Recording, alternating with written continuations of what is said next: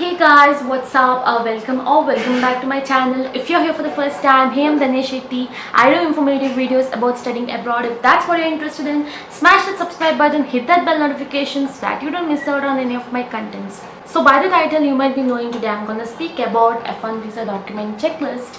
So before I start with the video, if you have not yet watched my F1 visa experience video, I will provide it in the link in the description below and also in the I button above. Do go and check it out guys, and also hit the like button if you like this video and if you like that video.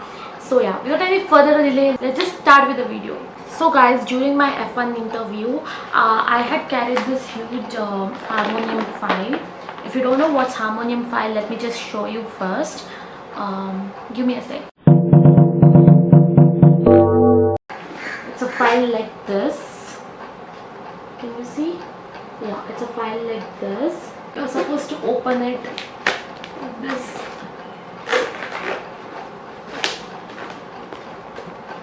And inside there will be plenty of space for all your documents. Look at this. And also there is space like this to name your document. Let me just show.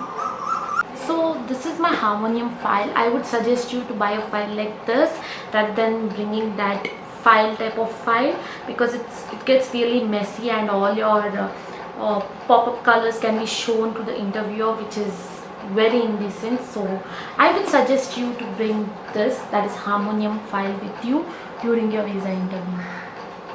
So let me just start with the documents. I don't want to make this video too long.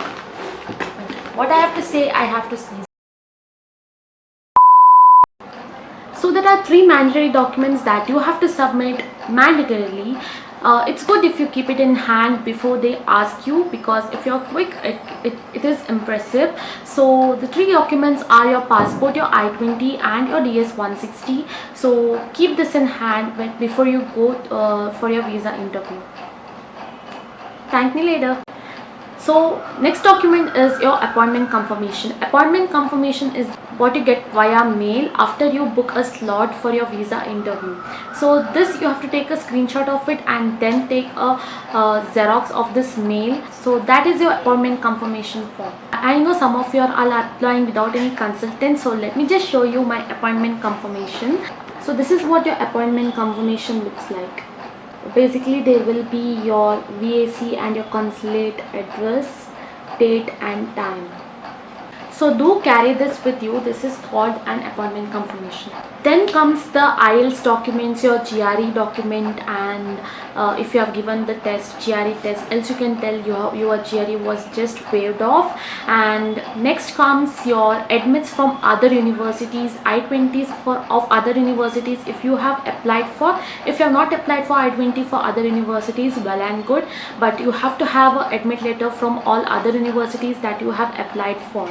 Now comes CA statement. CA statement is a chartered accountant statement. CA statement is usually used to show all the assets that you have and total amount will be given out, like immovable asset, what amount is there in your bank account and your parents' bank account, your savings and things like that, put all together and showing that you can provide the remaining amount that your loan doesn't provide, or in case you are providing your funding via savings completely, CA statement is very important otherwise as well. So do make it a point to carry a CA statement.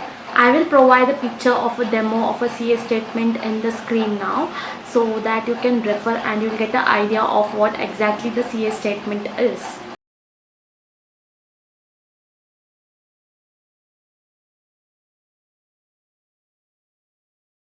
Now coming to the next document. The next document is all official and original documents, that is your 10th certificate, your second PU certificate and your official degree certificates, semester wise certificates, professional degree certificates. All these need to be original. In case you are a fresh graduate and you don't have final year marks, it's fine, just take a web copy and make sure that it is sealed and signed by the university. So these are the official and original documents that you have to carry with you, so be careful with it. Then comes your visa payment receipt and your service fee payment receipt. This is very less likely for your visa officer to ask, but you need to keep your visa fee payment receipt and your service payment receipt. So next document is the tax return. You need to have the tax return for the next 3 years of whoever your co-applicant is and or whoever the working member in your family is. Then comes your sanction letter, that is your loan sanction letter if you have one. Else if you're going through savings, then I already told you that CA statement is the best thing that you can show, and also do make it a point to carry the bank statement of last 3 years.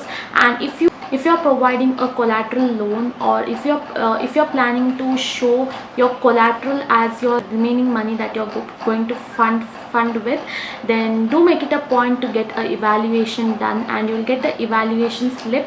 Do make it a point to carry that as well. So that was it for today, guys. Thank you so much for watching till the end of my video. Do give this a video a thumbs up, hit the subscribe button if you have not yet done it. Thank you. Bye.